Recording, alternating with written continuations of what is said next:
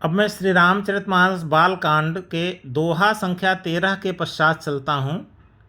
दोहा संख्या 13 के पश्चात गोस्वामी जी क्या कहते हैं? एहि प्रकार बल मनहि देखाई, करिहउँ रघुपति कथा सुहाई। इस प्रकार गोस्वामी जी कहते हैं, इस प्रकार अपने मन को बल दिखलाकर मैं भगवान राम की सुंदर कथा करने जा रहा हूँ। व्यास आदि कवि पुंगव नाना, व्यास आदि कवि पुंगव नाना, जिन सादर हरि सुजस बखाना। कहते हैं कि वेद व्यास इत्यादि पुंगव मतलब श्रेष्ठ कवि, वेद व्यास इत्यादि श्रेष्ठ कवि हुए हैं। इसमें वाल्मीकि भी, महर्षि वाल्मीकि भी आ जाते हैं, क्योंकि नाना शब्द लिखा गया है। तो कहने का मतलब वेद व्यास, महर्षि वाल्मीकि इत्यादि जो श्रेष्ठ कवि हो चुके हैं, जिन सादर हरि सुजस बखाना, जिन्होंने आदर पूर्वक हरि के सुंदर यश का वर्णन किया है। आगे लिखते हैं,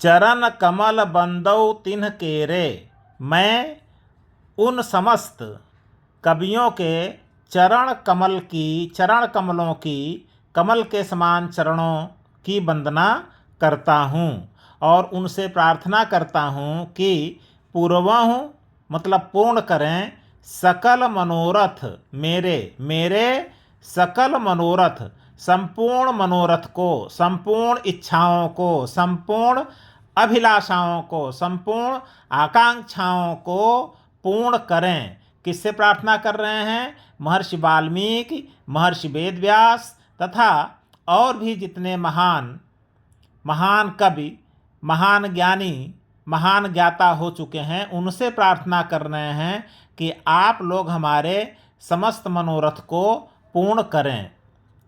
उसके बाद फिर किसको प्रणाम कर रहे हैं?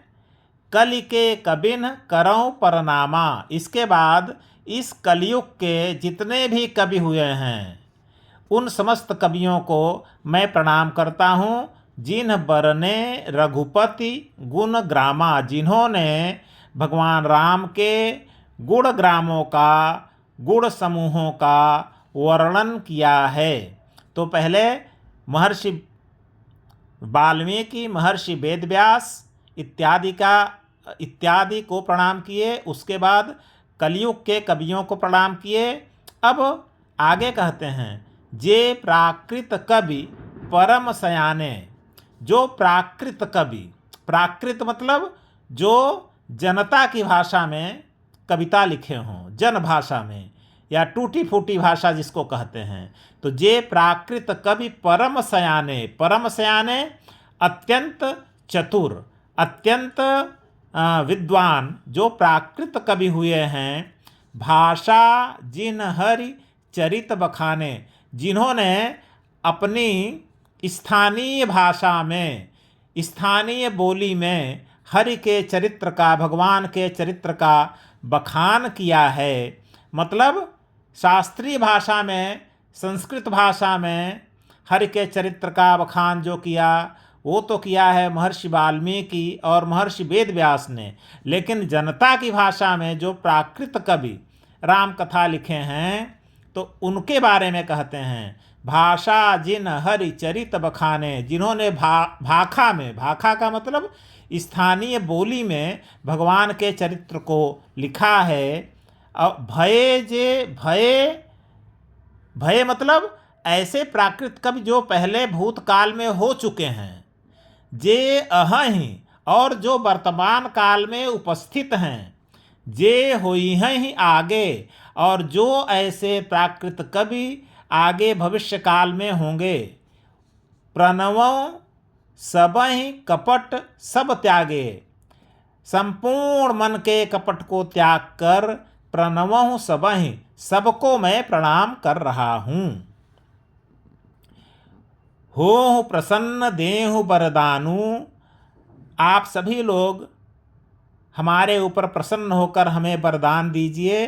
साधु समाज भनिति सन्मानु, और वरदान क्या दीजिए कि साधु समाज में, सज्जनों के समाज में, विद्वानों के समाज में हमारी कविता, हमारी भनित क्या सम्मान हो। जो प्रबंध बुध नहीं आदरहि, क्यों सम्मान हो?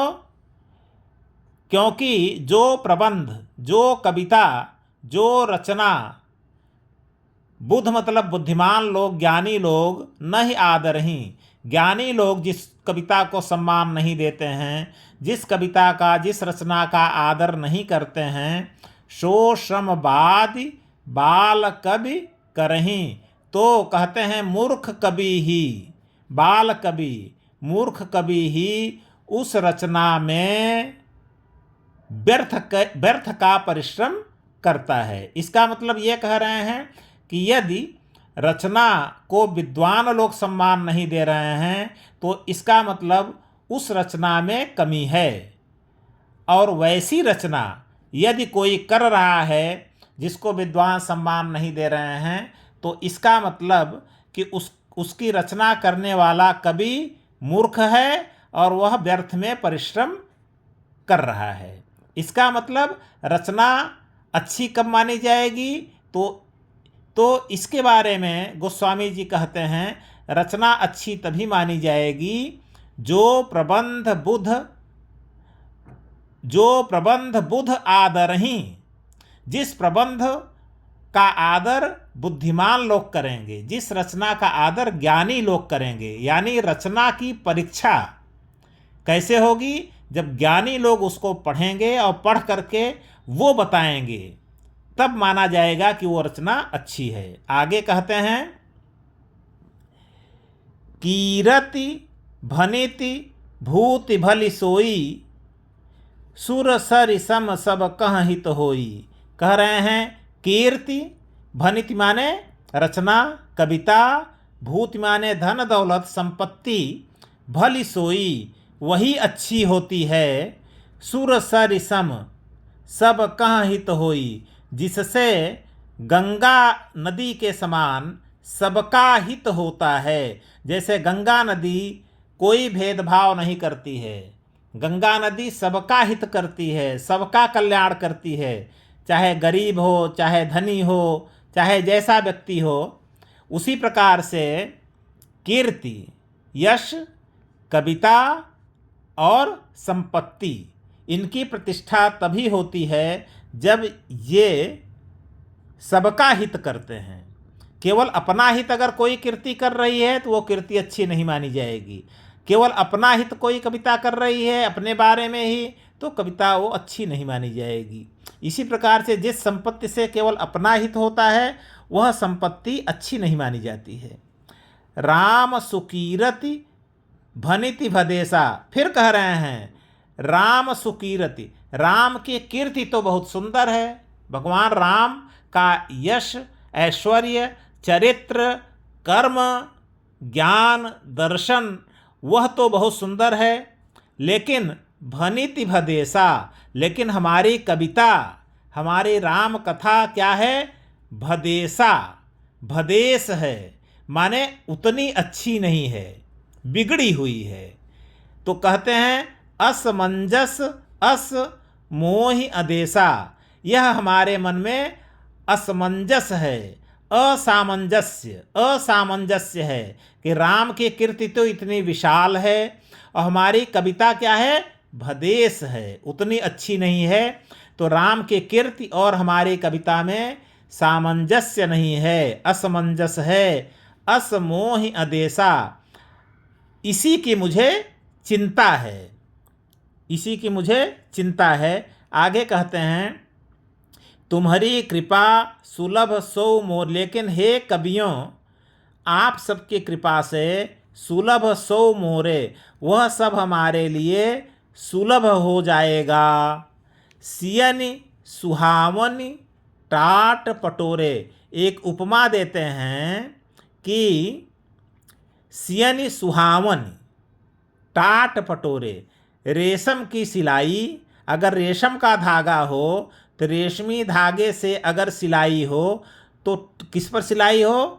टाट पटोरे। टाट पर अगर रेशमी धागा से सिलाई किया जाए तो वह भी अच्छा लगने लगता है। तो इसलिए कहते हैं कि आप सब कभी अगर हमें आशीर्वाद देंगे तो निश्चित रूप से भगवान राम के यश का वर्णन करते हुए मैं जो ये महाकाव्य लिखने जा रहा हूँ तो यह भी लोगों को अच्छी लगेगी। अब इसे यहीं पर समाप्त करता हूँ।